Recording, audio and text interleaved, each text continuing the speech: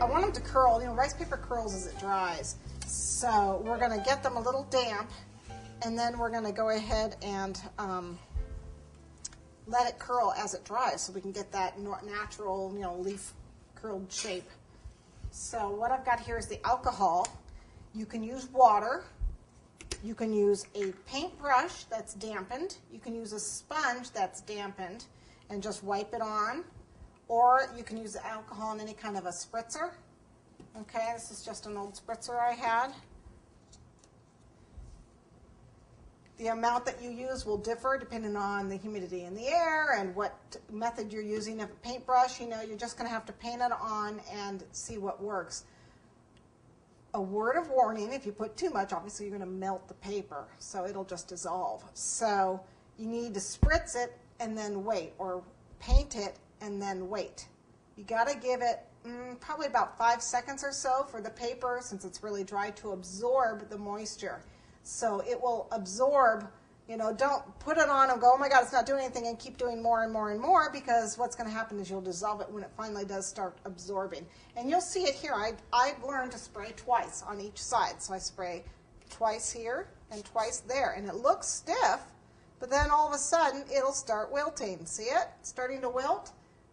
I had to wait until it absorbs it. If I had kept spraying, going, oh, it's not working, I would have dissolved it. And don't worry, I'll show that again. So I place it smooth side down onto this veiner and then press with the foam, like so. Okay, this is where I was holding it. So that's okay. We're not going to worry about that one little spot. Take it off. See how it's very wet now. If I'd have spritzed that one more time, it would be dissolved. Okay, and I'm going to let it dry.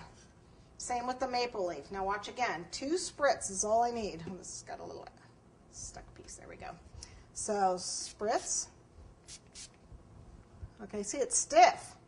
And then all of a sudden, it'll start to wilt. There it goes. So then I know it's time to stick it on here. Let's see, it takes a few seconds for it to do that. And I'm pressing with the foam. You can press with your fingers too, but it's a little sticky, so it's better to press with the foam. And then gently peel it off and let it dry. Okay? For the oak leaf, again, watch the smooth side. 2 spritzes. It starts to wilt.